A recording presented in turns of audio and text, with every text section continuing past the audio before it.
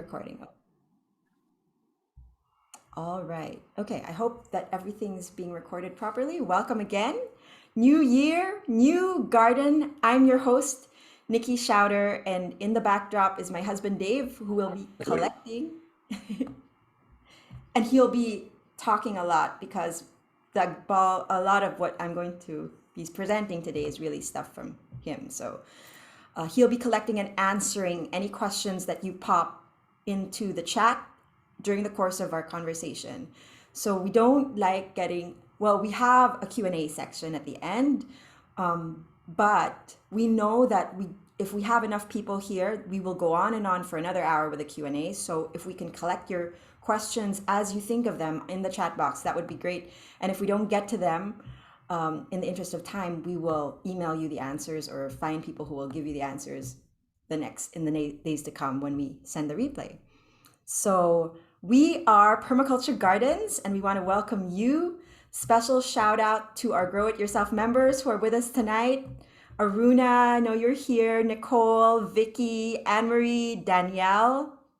Danielle, by the way, is registered, but I don't know if you're online yet, but we were showing off lion's mane mushrooms before we started the call. Sean, Camille, Jane, and Mary, welcome, welcome. And thank you for sending in your zip codes because we have a lot of East Coast folks, but we also have California, Oklahoma, Indiana, Colorado, Utah, Florida, South Dakota, Vancouver, Ontario, and Australia. So we're from all over, everywhere in the world even. Thanks so much for sending in that information. So I've tailored it a little bit to try to address some of the drier climates or the warmer climates. Australia, not so much, unfortunately, because we're like the opposite weather of what you're experiencing right now, which is your summer. So in the interest of time, I'm going to go right to it and ask you, what's your name? Where are you growing from? And why are you here? Follow Jane's lead, who just popped in the chat box that she was from Ontario, where it must be colder than here, and I'm already shivering.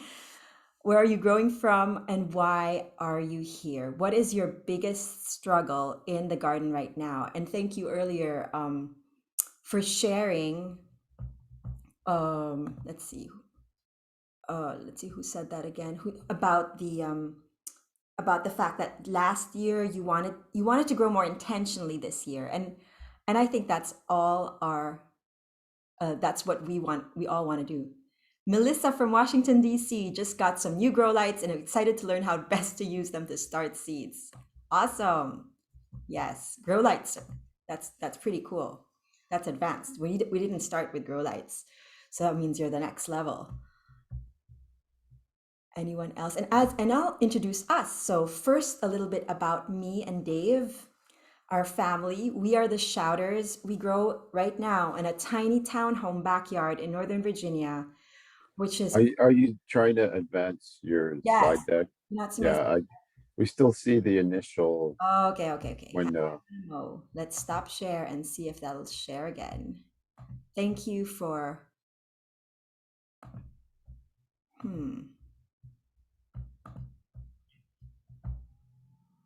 If I share... I don't... Okay, let me see one more time. Let me see what I pressed that made it not share the proper thing.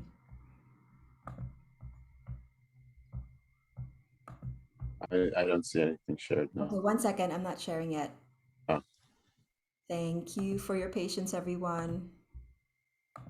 Present, and then there's supposed to be an audience view.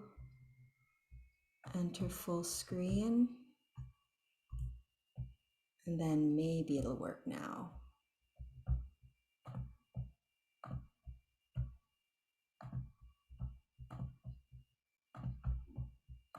Okay, now I'm going to advance the screen.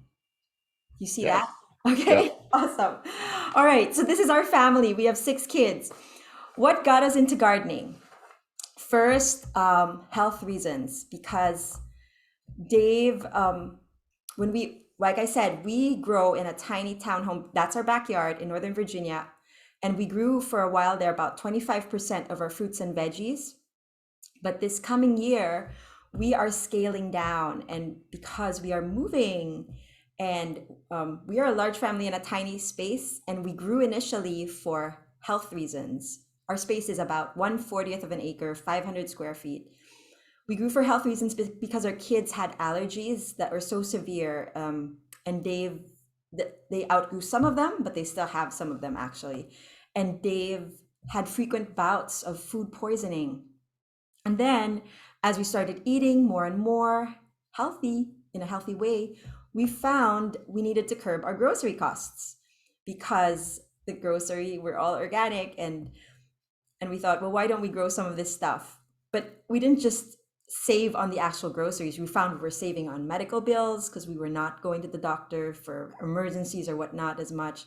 And also, we were making our gifts out of the produce from our garden. And there were so many intangible things, Then the environmental reasons for sure are big for us because we find that we can do our part in capturing not only capturing carbon, but actually doing negative, like really growing things and creating more fertile growth from waste. And we can do that in our homes, and you can do that as well. And finally, those one of those intangible things that I was talking about is we grow for spiritual reasons. We find peace in the garden. We find God's fingerprint in His creation, and we are amazed every day at how we are sustained and supported through the herbs and the food that we get outside our door and inside our home too. So, did that switch slides or no? No, no. I wonder where that slide is. Okay. All right. Okay, that's it. All right. Okay. So, why we teach, our mission is to educate, inspire, and nurture a global community of families who provide themselves with food, medicine, and spiritual connection through ecological gardening. And we teach to discover how growing holistically leads to freedom and abundance. For those of you in the hotter climates, South Dakota, Utah, Oklahoma, here's a desert garden for you. So this is Sarah, and when we first got her, and I should have put the before pic here, this was all desert, and she's in the middle of monoculture farms, but she heard about permaculture and she wanted to do something different. And she was already she's trying things, and yet it was just all gray and all brown. And then, and I thought for sure this will take years, at least a year. But in 6 months, she transformed that backyard. And this was last year. She had a harvest of 127 heads of garlic. She grows in really fertile soil. She's trying to grow pawpaws, which we'll see what happens. But yeah, Kansas State is where pawpaws is most researched. Pawpaws are the largest Native American fruit tree. And so it's exciting to see all her gains throughout the years and her enthusiasm, but she definitely planned. And it wasn't a perfect plan, but with a little more effort, she got a huge garlic yield, and this was her new garden install last summer. And then this is another example of a permaculture garden. What do you notice about this planting? Oh, it didn't advance. Hang on 1 second. Oh, there we go. Oops. What do you notice about this planting? Anyone? Let me see the chat. All raised beds? Yes, they are raised beds. So in that sense, it's not exactly permaculture because, yeah, but raised beds is still can still be part of a permaculture garden. What else? What else do you see that you wouldn't necessarily? It's a good guess. Raised beds are taller. There's Flowers. Flowers are incorporated in here. Anyone else? Thanks.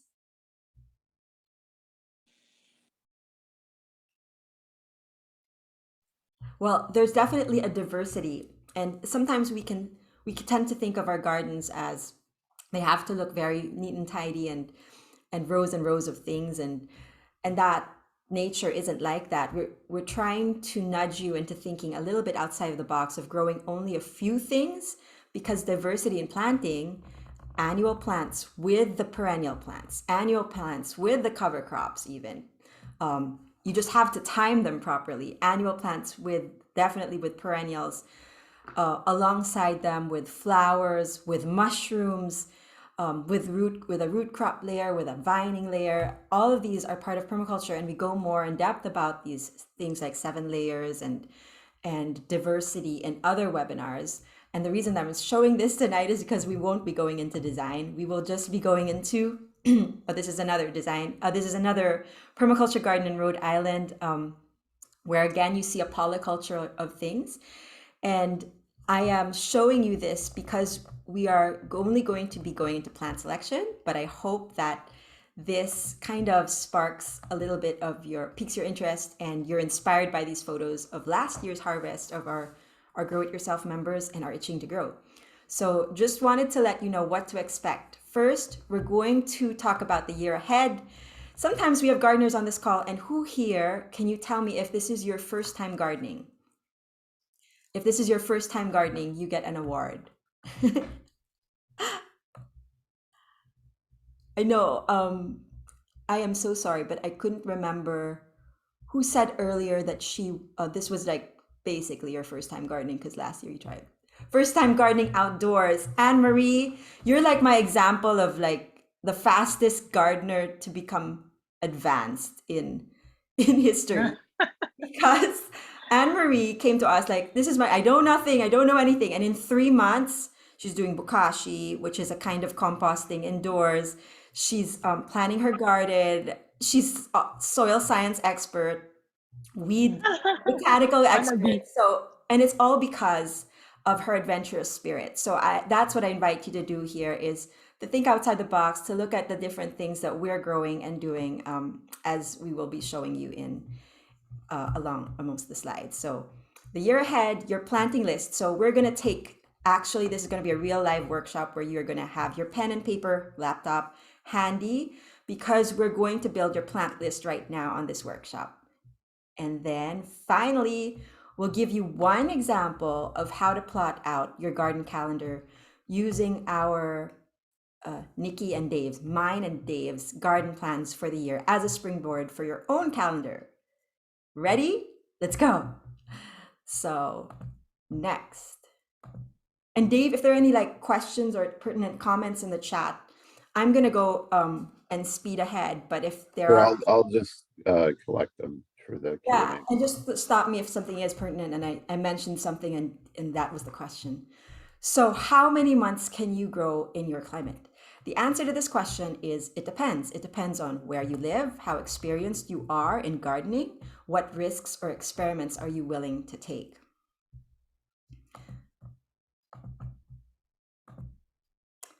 This is a slide from Dave's, our monthly garden planning webinar, the last one we gave, where Dave was trying to plot out a very general, broad view of temperate climate. So I'm sorry, Australia. This is June, July, August, September for you. Temperate climate, Northern American climate, way of growing. And so in December, he says, in general, you can already start your onions, eggplants, peppers, and herbs indoors. And then at the same time, especially for our zone, you could be harvesting carrots and parsnips if you did your work in the fall. And then normal plant starts. So by normal, he means the summer starts. You would start in seed trays in February. And then you would, if you are more advanced, you would harvest low tunnel crops, leafy greens. And then you transplant your normal plant starts out in March. So if you are new and you're like, what?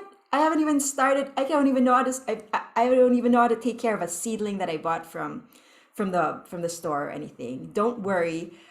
This is this is a general thing. This is the possibility. This is what you can do if you wanted to maximize growing.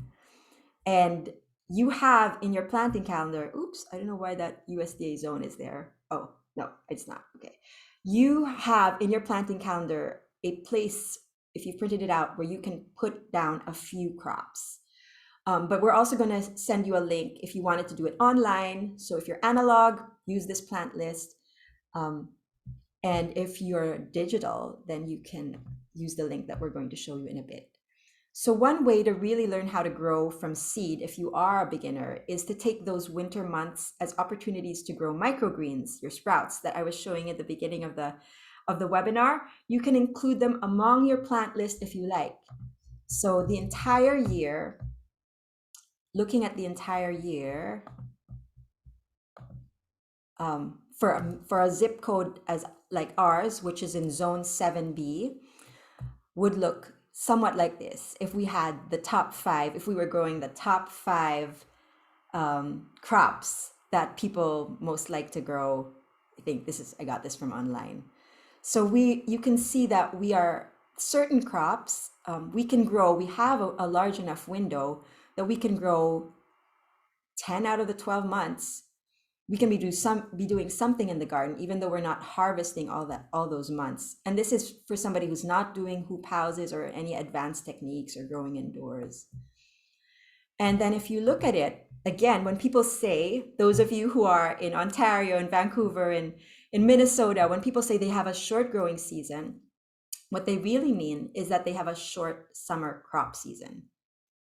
So often we don't take into consideration the fact that we should maximize those cool weather crops because we have them twice a year. So if we sow carrots or leafy greens in the spring, why not do them again in the late summer so that we can have them in the fall? So we should be maximizing, those of you who have short summers in particular, think about how can I maximize my cool weather crops? And those of you who are not familiar with, there are warm weather, here's an introduction to it. There are cool weather crops such as leafy greens, carrots and potatoes and root crops and that grow during the colder months, the spring and the fall, and you can grow them again in the fall. And then there are warm weather crops that have originally had migrated here to America from the tropics, and that's why they still remember that warmth of the tropics and grow during the summer months. And those are most of our annual plantings. And in permaculture, not only do we do that, but we also think about maximizing growing perennial crops and incorporating them into our systems. And here's an opportunity for us to plan our spring gardens. So again, in your workbook, you will see a lot of these charts that if you have your planting calendar handout, you will see some handy guides about particular crops so that if you're not familiar with whether they're Sorry, which slide are you oh, on now? I'm so sorry. Okay, It's great. because I'm reading my script from this thing and I'm trying out a new way of presenting and it's not did you see this part here yet? Okay. So Yeah. this in your planting calendar, if you are not familiar with whether they're warm or cool weather crops, you can just refer to this handout. Or if you've forgotten at what temperature do they germinate, then you can look at this one because this is the key to modifying your analog planting calendar according to your printable planting calendar according to your zip code. So that's where you'll know, well, or according to your climate, where if your temperatures are above a certain, like are in the 40s, you can try sowing broccoli out already and so on and so forth. So just go by these. These are, hope that that's helpful. So now that we've given an overview of the year, let's get out our pens and papers or I'm going to send you a link to a planting document here and we're going to write up our plant list. Each month, we feature a GIY member on the monthly garden planning session and dissect their plant list and plot out their specific planting calendar. And we've done it for different zip codes. We try to vary it so that everybody gets represented. But tonight I'm going to be featuring mine and Dave's because nobody volunteered from GIY. But this is an example. It's only an example. This is not your particular plot. And that's why GIY members, you need to come to the check-ins because we can tweak your plant list still based on your climate and your particular needs. If you want, so here's the link. And Dave, if you could please drop in the chat box this link so it's easy for people to click and go, or you can just type it in. It's the first link that I posted. Sorry, I You jumped the have to gun. post it again because people who come in Okay. won't be able to see. Thank you so much. And I'm going to check the chat here and just see. Jane, you're in 6B and have kale from spring still growing and existing under Agribah now. Whoa. You are a rock star. Okay. Oh, thank you for sending First Time Gardening Indoors. Natalie, you're here. Okay, Natalie, your spring garden's gonna rock. I just know it. I haven't gotten back to you, and you replied to me after after our chat, so I owe you stuff. Plant list template. Okay, so you got that. Make a copy for yourself, and then Natalie, Anne Marie, anybody who's GIY, kindly share the document with us so that we can check it out as well.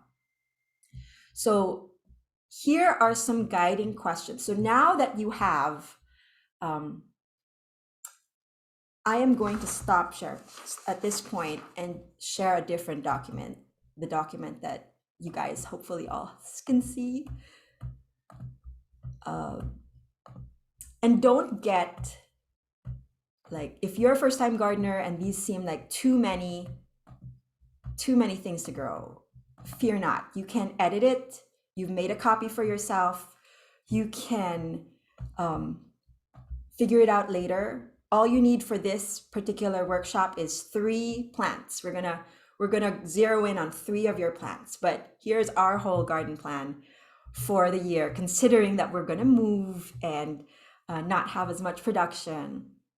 But I'll start here with the perennials. So perennials are always a good part of, they're essential for a permaculture garden because we want to perennialize systems. We want less. The other word for permaculture garden is lazy gardening. And the way to become a lazy gardener is to have dependable perennials come up every year that you don't have to maintain. The nice thing about perennials is they just build that biomass. They build up the soil the more that they're there.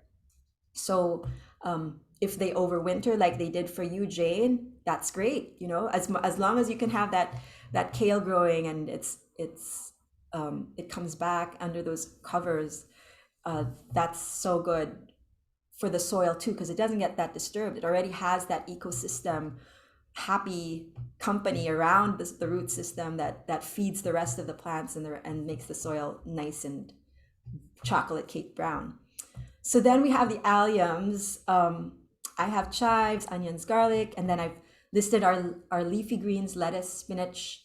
Mosh is a very winter tolerant green to have. So if there's nothing else green in the garden, it's our cardoon is the only thing that's that's over the snow, above the snow is still green, and mosh usually, and the kales that pop up here and there. Brassicas, we have kale, a fast growing broccoli that Dave likes. This is the particular variety that it is. Fodia. Collards, so dependable in the winter. Tokyo Bacana. Oh, this is a Napa type cabbage. That's the name of the cabbage, is Tokyo Bacana, but it looks like a lettuce and it tastes like a lettuce, but it's a cabbage. And you can make kimchi with it too. Carrots, celery, cilantro. See, these are my root crops. I always try to put legumes in to still boost that nitrogen in the soil, and mushrooms, as you saw. So I'm going to focus on here. The nice thing about this plant list, if you have it, is that you can designate they're subdivided into, yes, the three seasons, so that you can grow year round actively. And then they're subdivided even further into the families. And in the 4th module, GIY members, you understand from the 4th module why it's important to have representatives of each family and which families are, the most representative and which families belong to what. So that's where that's coming from. So I'm gonna stop share here and see how everyone's doing. Go back there. So what Here are the three guiding questions for the next 3 minutes. I'm going to set a timer and you guys fill out your planting calendars, whether that's on your printable planting calendar PDF or on your own garden journal or online on that link that I just sent. Here are some guiding questions for you to consider. What do you or your family like to eat? Like to eat a lot of? What is worth growing?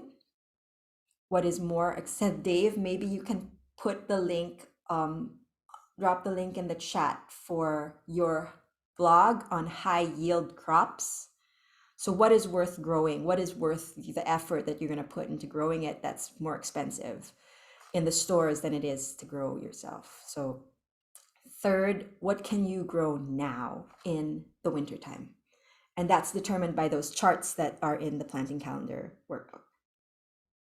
So I'm going to set the timer for 3 minutes starting now. Oops.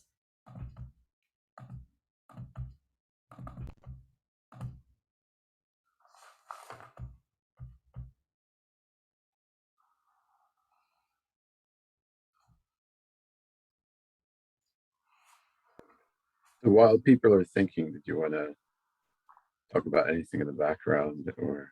How about you, Dave? I'll take a break. You can take over. Or Sure, I'll just mention why we asked those three questions. We've had cases where we grow something and then it's really, really successful. And then we realize that we don't like eating it. So one of the most important questions to ask is, will I actually eat this thing? Because if it's really successful, then you don't want to waste that food. Um, and then you we'll talk more about timings, but once you figure out that plant list, that's how you kind of you have different dimensions. So you have the things that you would like to eat, but then they are seasonal, so they like growing at different times of the year. So just figuring out what you'll find is that it's easier to eat seasonally, and we have enough variety in potential plants that at any time of the year there's going to be a large number of edible plants for that time of the year somewhere uh, in your climate. And then you're just kind of like mapping the seasonal so that you have coverage throughout your year.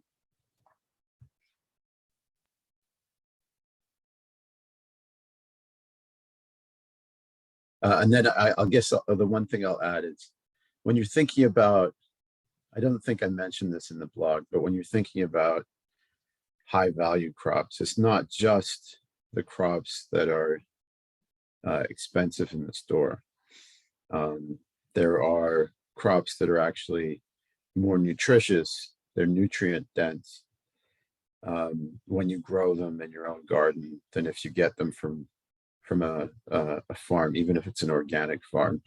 So for example, if you're harvesting lettuce fresh from your garden, it's still retaining all those nutrients because you just picked it 15 minutes ago, and it's not sitting in your freezer. And some of these things, just the minerals and vitamins just naturally deteriorate over time. So even things like carrots that are very cheap to buy in the store, if you've had one of your own homegrown carrots that you've picked in January, then you can taste the difference. time's up. Awesome, Jack. You even posted it here for us to see. I'm so happy. Carrots, kale, mustard greens, purple hull peas, sweet potatoes. Jack, where are you growing from? Sweet potatoes.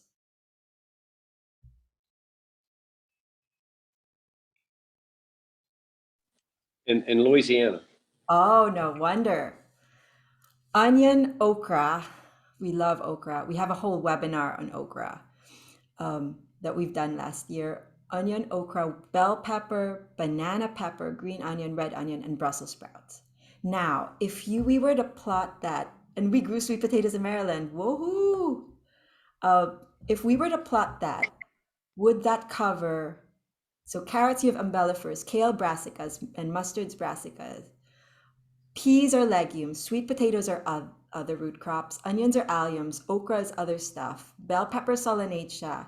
Whoa, you've covered pretty much everything. Can you see anything that you'd still like, any family, Dave, that you feel is not represented among your major family chart?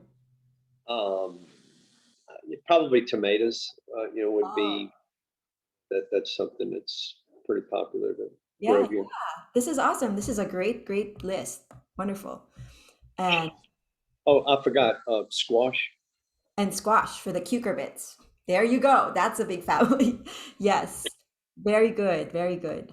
Okay. eggplant. Eggplant. Eggplant is another solanaceae. That's the same as the peppers family.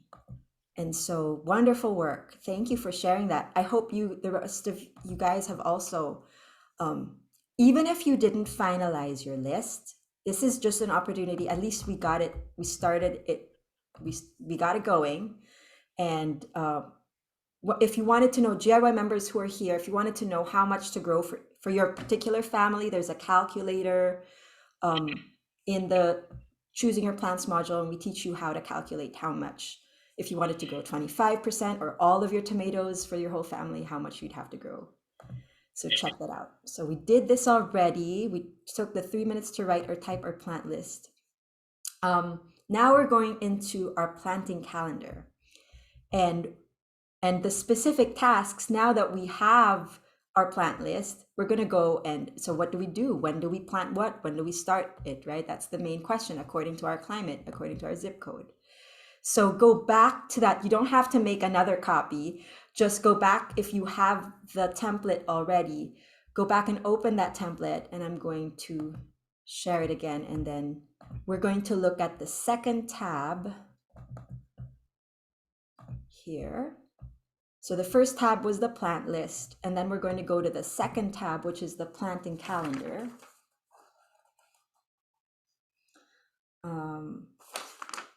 Okay, so there is no analog version of this part. This is not in the PDF, the printable that I sent you. So, but I just posted it again. what? Oh well. I just posted in the chat again. It's okay, it's okay. If for those who didn't get a copy of it, you can make a copy again, but you don't have to make several copies. You just have one copy. You just need one copy. So then there are not just 3 things normally that's in your printable that it says you need to do garden wise. What are those 3 things you're in your workbook? You sow, you transplant, you harvest. Those are 3 major things we do, but there are some more hacks so that we actually have here listed on the first column 9 garden tasks that we can do throughout the year. And they are grow and harvest indoors. There are so many. Wait, are you right now we see the spreadsheet of the plant list. Is that Yeah, what we do you should? see it? Okay. Yeah, Yeah, so sorry. here in the first column here, I'll just highlight it. Grow and harvest indoors there are so many things that you can grow indoors. You can grow herbs, and pop it in the chat if you've grown something that's like nobody grows this indoors that you've eaten. Or that people do and I've just forgotten to mention. So we've grown herbs, peas.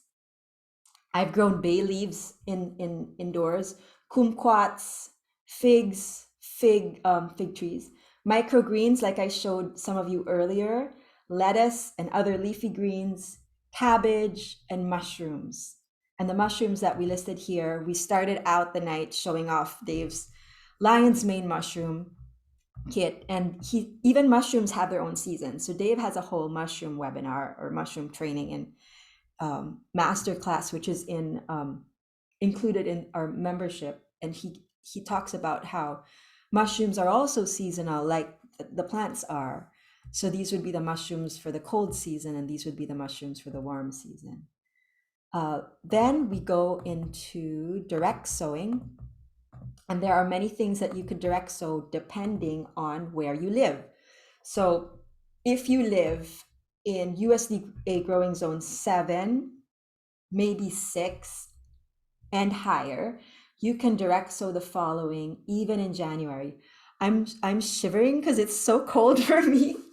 Oh my goodness. I don't know why, but it's so cold up here. So if my voice is cracking, it's because I need to get moving after this. So you can direct sow the following even in January: carrots, potatoes using the Ruth Stout method, and celery. Use your senses, okay? Use your senses and check, is the soil soft? Not for you, Anne Marie in Illinois, um, and maybe not in Ohio.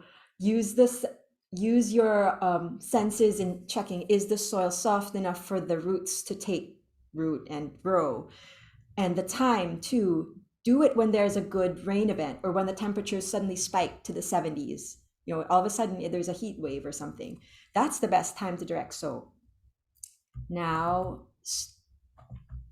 starting sowing in trays. So this is what we normally, um, so a beginner, a gardener that wants to advance will try to start things in seeds, because you get a better root, you get better germination when you start in trays, and then you can get ahead of the curve. So you can start things, if you start things in trays indoors, it's like being that farmer that's, I get it a little bit earlier, get it bigger a little bit earlier, get my plants bigger, and then transplant outside as soon as the weather is permitting. And then you get a bigger tomato or a bigger pepper, a bigger eggplant.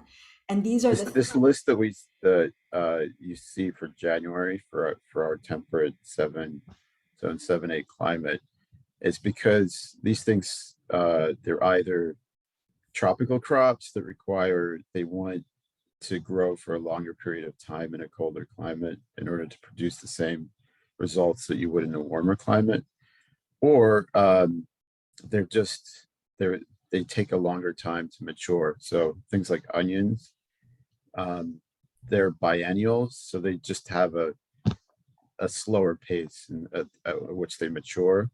So if you start them now, onions can take 110 days from transplant. So these are potatoes. So, sorry, I thought I'd share a little bit about this. This is a video of Dave. Nikki specializes in showing embarrassing. She captures embarrassing videos. I'll skip it. It's 3 minutes, so I thought it might just be 1 minute, but it's 3 minutes. So it shows how Dave plants potatoes in the winter. Yeah. I embarrass you. I'm so sorry, Dave. I just get you in the moment. Everybody learns from what you show us, so thank you for allowing me to record you.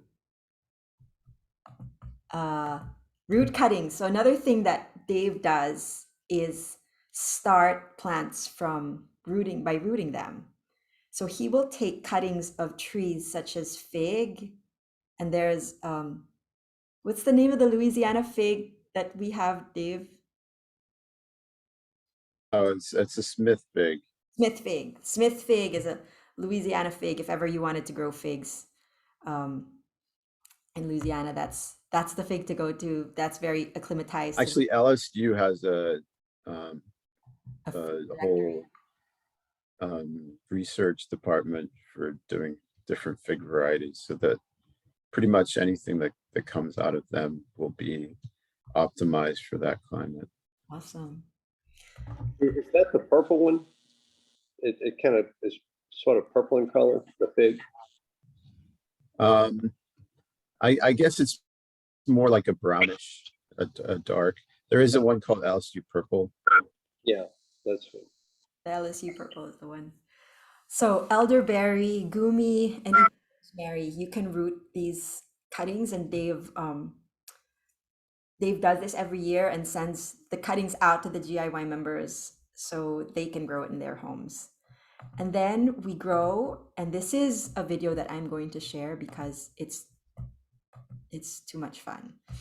So this is, let me see if you can. Can you hear the sound or no? Hydroponic systems. In a hydroponic system. Can you hear the sound or no? Yeah, I could hear it. Okay. What you're doing is exposing the plant roots to water that flows over those roots directly.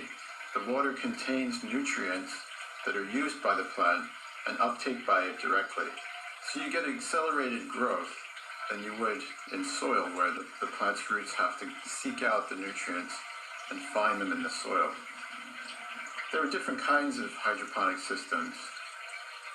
In the simplest kind of hydroponic system, you simply have a tub or container that you suspend the plant roots into the water. It's a static system, there's no water moving in that system, so it's very simple, but you have to worry about the plant roots getting enough oxygen. In the next kind of system, called an ebb and flow system, you're now moving the water periodically over the plant roots and then letting it drain, so there's an ebb and flow.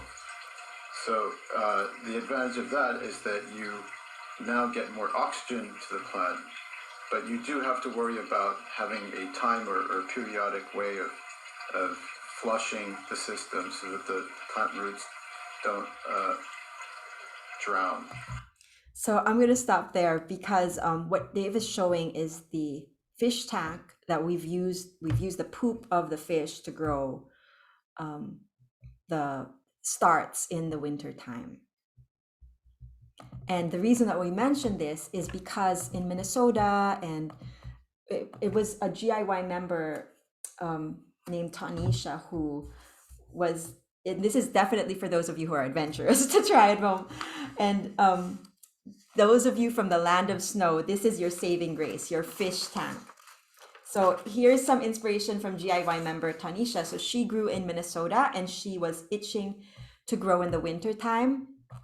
So she started growing in a hydroponic way, not a hydroponic way, an aquaponic way. So what's the difference? So hydroponics means you use water and then you would put the additives in it. And aquaponics means that there is a closed loop and that there is no external input from your system. And she was kind of shy to tell us that she was doing this because she knew this was not permaculture. It's not a closed loop system. It's not a permaculture way of growing because you have to keep adding those nutrients in the bottles kind of artificially, right? So at least, but it's a start. If this is where you are, if this is what you have right now, and you don't have any other, you've gotten the gift at Christmas, it's a hydroponic setup, use it to start your starts. And at least she grew her food, even whereas before she didn't even know there was any other season than summer. And we took off from there and we thought, well, you need to close the loop to close the loop, you need to get some fish involved, some animals involved. So the fish poop feeds the plants nutrients through the water in that ebb and flow system that Dave was talking about in the video. So that's just one idea. So each calendar is unique. Different plants have different ways of growing, as we've shown in that tab 2 of the planting calendar. Your climate is different from ours, and you may have less or more time or garden experience than we do. So now we're going to show you, before you take 3 minutes, I'm going to take a few minutes to explain how we would plot the things that we had here. We would plot them on the calendar. So I'm going to take 3 plants. So first, we're going to look at 3 plants and see when during January we will do what with them. We'll do 3 and then take 3 minutes for you guys to do 3 plants and plot them out in your calendars as well. So the first plant I'm going to take as an example is carrots. So what do I do with carrots? So if I look up here, carrots, I direct sow them because I can. And maybe for some of you, you can't. And you can start them in trays. And then when you can, as soon as you can, put them out when the weather is, what are they, 40? I'd have to check those notes that you have in the planting calendar workbook. Then you can set them outside. And that's definitely adventurous because the roots of carrots, they're very fragile. But if you direct sow them, anything that's direct sown and takes will grow better in situ than anything that you transplant and, needs to adjust itself. So I always try to do both if I can, direct sow and seed start, so that I have a backup tray. But that's one of the things. I'm going to sow them in January, and then I'm going to sow them outdoors. So lazy gardening, I don't have to put it in the seed tray. And then I'm going to harvest them in March. Is that right, Dave? You harvest your carrots in March. I just guessed. With carrots, you can do these like infinite succession waves. Waves of carrots. So if you're not getting carrot fly, where you get something that's kind of nibbling at and dissolving the actual carrot root, you can sprinkle in your carrots repeatedly amongst your other crops because they're such a light feeder that that way you'll get these harvests of carrots throughout the year. And they require almost no space. You can plant carrots 1 inch apart and still get good sized carrots. Thanks. And so that second one was what do I do with the potatoes? So I did the same. And I already showed you the roots out method. So maybe I shouldn't have picked up a root crop. Well, you'd start, yeah. So I won't do potatoes. I'll do peppers. So in peppers, Dave starts the peppers here in zone 7 in January. And then the starts will be transplanted out when, Dave? So because a lot of these things are cool weather crops, you're trying to squeeze as much time in the spring before it turns hot, because things like brassicas, they'll tend to bolt, which means that they're already kind of finished their life cycle, and they're thinking, okay, I need to reproduce now. So they send up these flower stalks. And as soon as they do that, they put all of their energy into generating the flower, and then they taste awful. So the reason why we try to squeeze these things as early as possible that are cold weather crops is to avoid that, and you get as long a harvest season as you possibly can. Yes. And the third crop, what would you all like for us to go, like Dave, go deep into among these crops? Because each one of them is different. Each one of them you kind of has a different way of growing and it's their own. Anyone want us to go in deep into a specific one?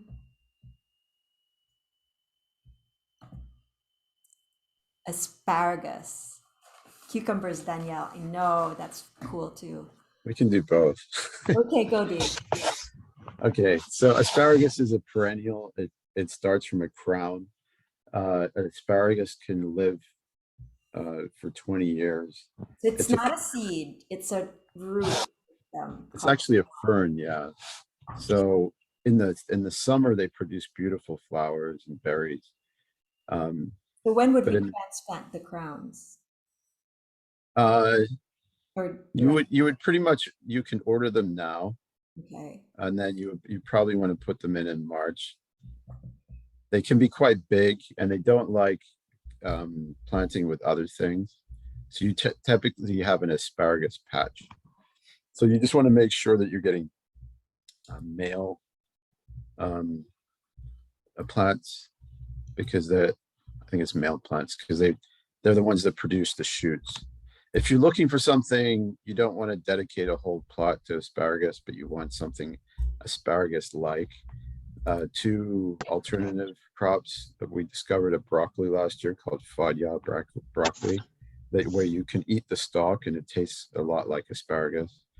And then and that's an annual, so you don't have to commit as much as you would with asparagus. And then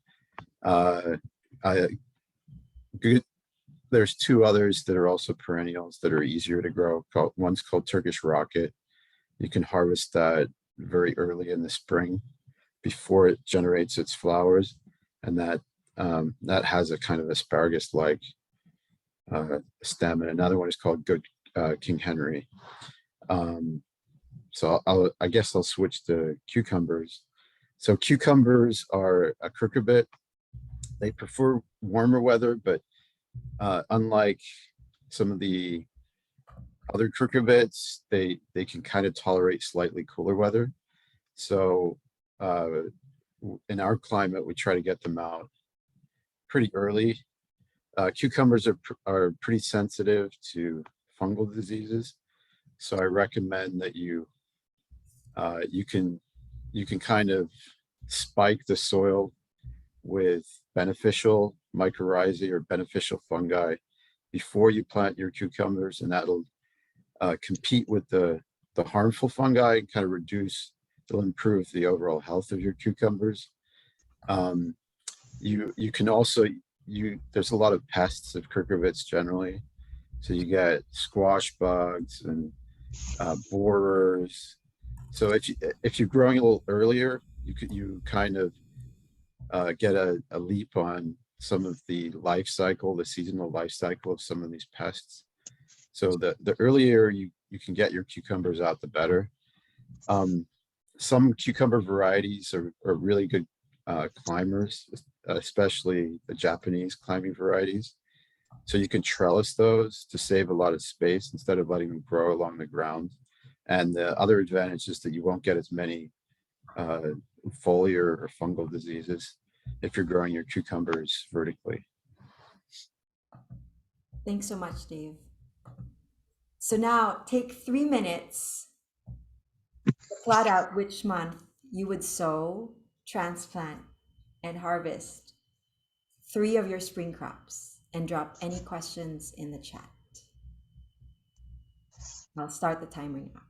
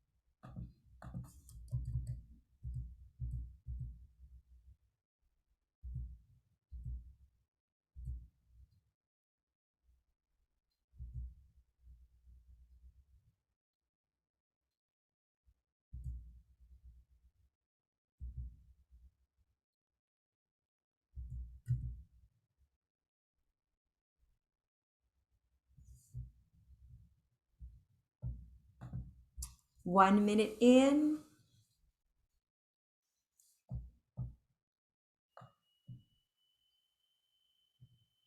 Or 1 minute left, rather.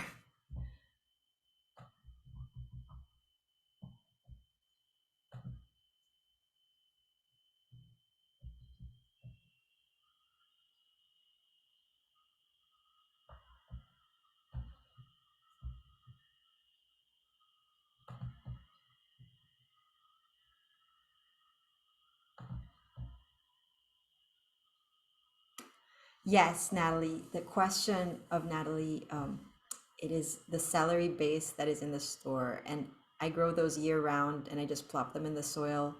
I have a little celery patch. So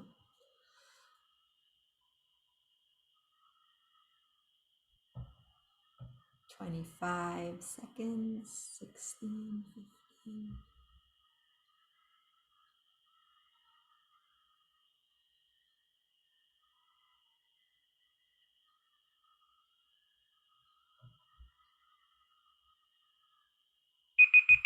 Okay.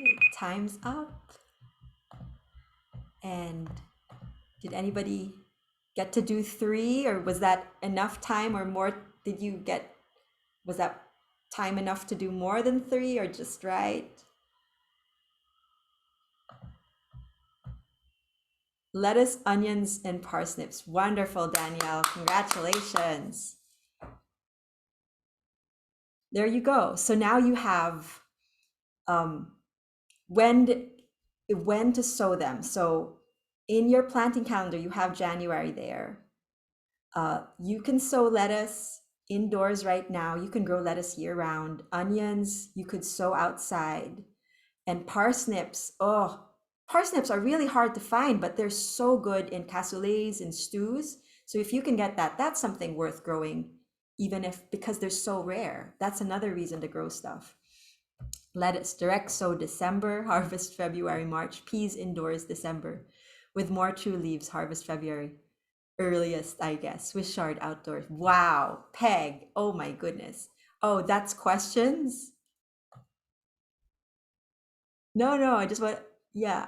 What did No, you, I think she's asking, is that correct? oh, is that correct? Okay, what do you think, Dave? Where are Which you from? climate are you in? Yes, Oh, what,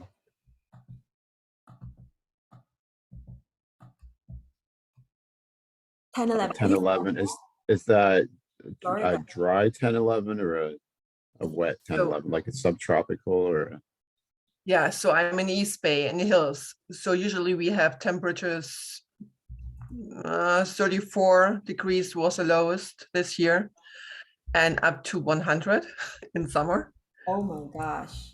Yes. Dave? It's quite dry, right? You're talking East Bay, like Oakland? Right Or now we don't have rain. We hope we get more. You We said are, Oakland? yeah, Oakland, San Leandro. Oh, okay. So the water is a consideration as well in Yes. terms, that's huge. yeah. So if you look at your climate, it unlike a temperate climate that looks more like a bell curve, it tends to be flattened, so you don't get as many cold days generally as we Yes. do.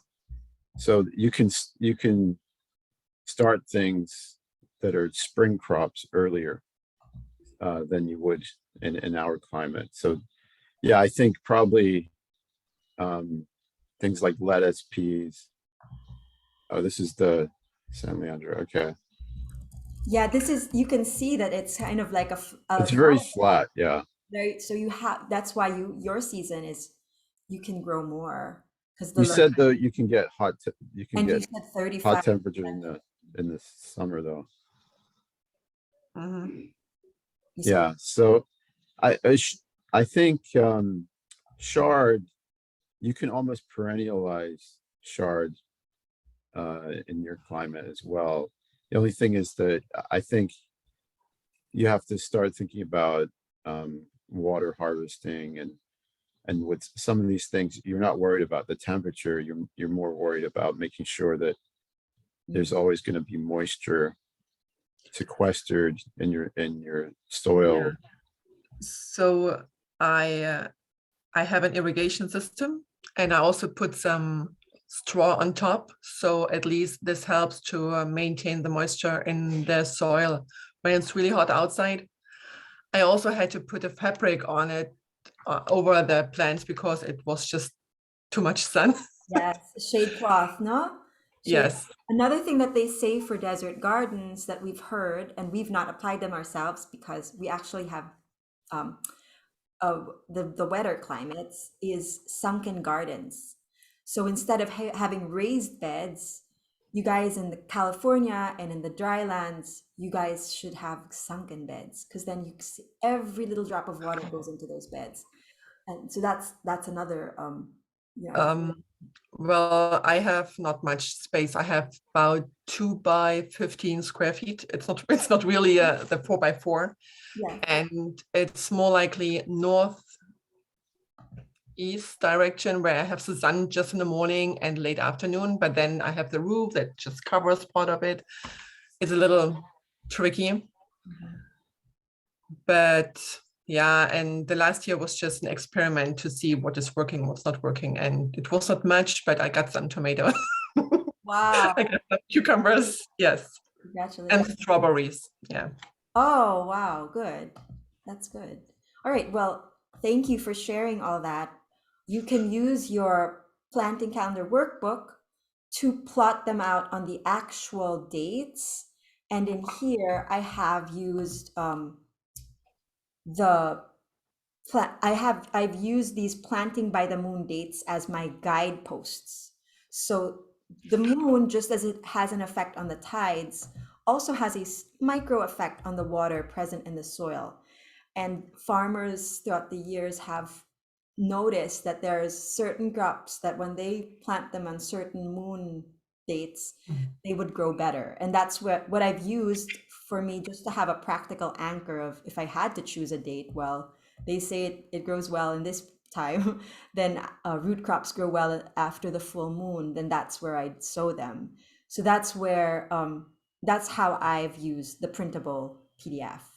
These are all secondary considerations. We don't want to scare you with yet another factor to say, Yes, oh no, I planted it in we the don't. wrong moon Yes, phase. we Now don't. all my crops are gonna die. And for some, yes, and for some people, they want to go back to that some sort of ancestral heritage that they had, or they feel that their mother was doing it and they want to do it. So I know one of our GIY members, Mary, really likes planting by the moon, and that's why I thought, well, I might as well have some sort of a marker, because otherwise it would be the first week. But yeah, so you can go by the moon, or you can just put it whenever. If you have a wedding, a certain date, then you don't, you want to adjust things. So you guys have your own calendars, and each calendar will be unique to that. But Dave, you're going to share, oops, for those of you who are in GIY, if you could go to this website, and if you manage to log in, and if you have trouble, Dave is right there, to the calendar section. And I'm going to, so only those who are, hi Kim, only those who are in GIY can access this, but I'm going to show you what Dave has done so far with this planting calendar part. And Dave can tell us what's coming up. So here in the planting calendar, this is where I have put in the dates that we are doing things like rooting our elder fig gumi, pruning our pomegranate, sowing our carrots. So next week, if you can do this yourself for your own account, if you are a GIY member, because you have access to Sage, which is the app that Dave is developing. And after this, Saturday, they're Yeah, supposed to get so alerts this that right remind now you. is just a basic calendar, but the intent is to start hooking in your plant list so that we can automatically generate the planting dates. I already have a database of all the average temperatures for 40 some thousand zip codes in the US. So based off of that, this is purely off temperature initially. We can generate a planting calendar off that list. And then one of the things that's going to be coming in a little later in February is Designer, where you can lay out your raised beds, put your plants in those raised beds, and then generate the planting calendar directly from that as well. So hopefully next week, Dave, when they put these notes in, then they get email alerts that remind them to actually sow their Yeah, carrots. so the features that we're rolling out this weekend, it won't have the planning wizard that Nikki was talking about that takes your plant list and automatically generates the planting calendar yet. But the dates will be, you'll be able to set alerts for email or text notification. You'll be able to view not just a month view, but a week and a list view. You'll be able to integrate it with your iCal, Google, other calendars, and you'll be able to print the calendar. And you'll be able to print this one. So as you're changing and tweaking your calendars, then that is as well, that changes as well. So thanks so much, Dave, for sharing that update.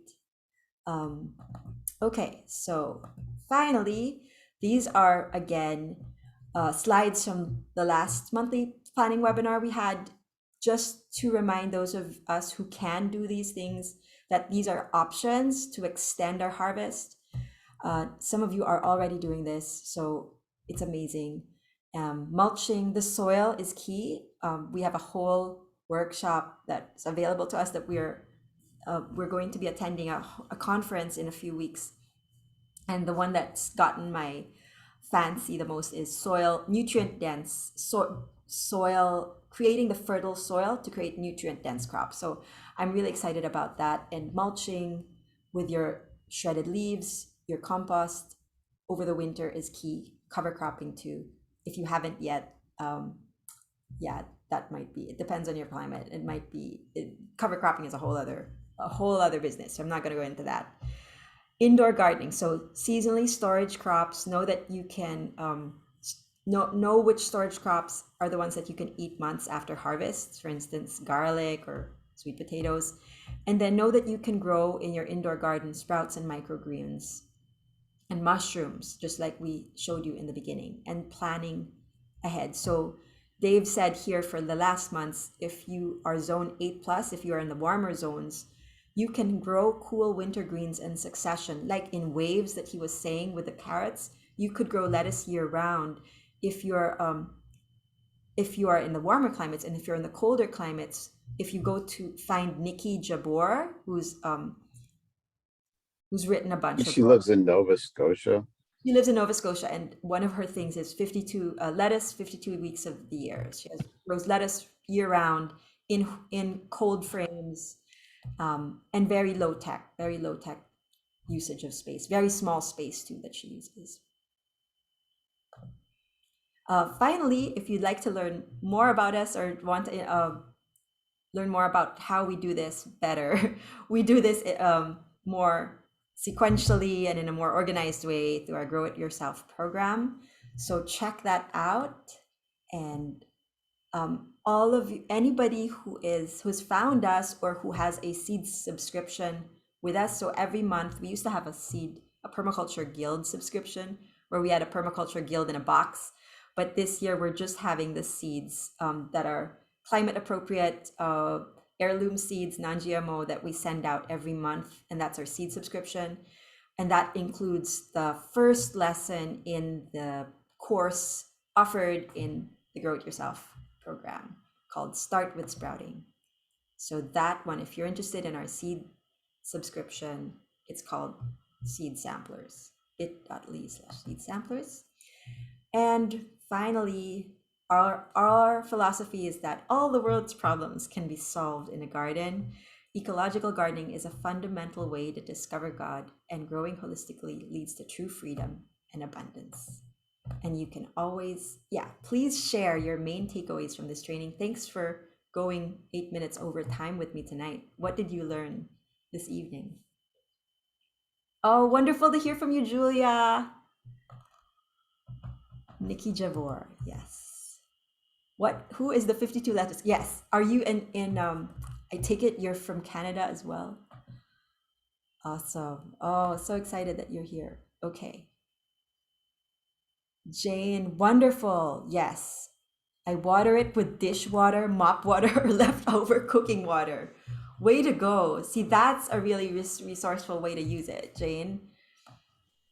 I guess Vancouver, you get a little bit of protection from Vancouver Island, so it's probably a little warmer than Nova Scotia, but it's still it's up north. Yeah. So many nuggets. Danielle, so happy to see you. Yes, there are many things you can do in January. We hope that this is just whet your appetite, and we'll see you again in the next, actually, is the next month? Yeah, the next monthly planning webinar is still in January. It's January 26th. I think it's the last Wednesday of the month to prepare for February. But yeah, we have more things coming up, so stay tuned. Yeah, it is, isn't it? It's so amazing. Especially like Australia, we have growers in Hungary growing on a balcony. That is really inspiring in Manchester. All right, to plan crops ahead and to avoid pests. Wonderful. Well, so glad to see everybody here tonight. You can keep in touch via Instagram, our website, or just email us. And we'll be back in your inbox soon about the next offerings we have. Our next webinar is not the monthly garden planning webinar. It's a webinar on women's health. I just have to confirm with the speaker. We've been planning this for a long time with maybe the oldest GIY member, Emily Allen is her name, and she is a she's a holistic food nutrition coach. So she'll be talking about women's health and the garden. So we'll be telling you about that soon enough. So thank you so much, everyone. Organization. Yes, we can really grow food year round. Well, we'll see you again next time. And I am going to stop share and end the meeting. We'll see you again. Bye.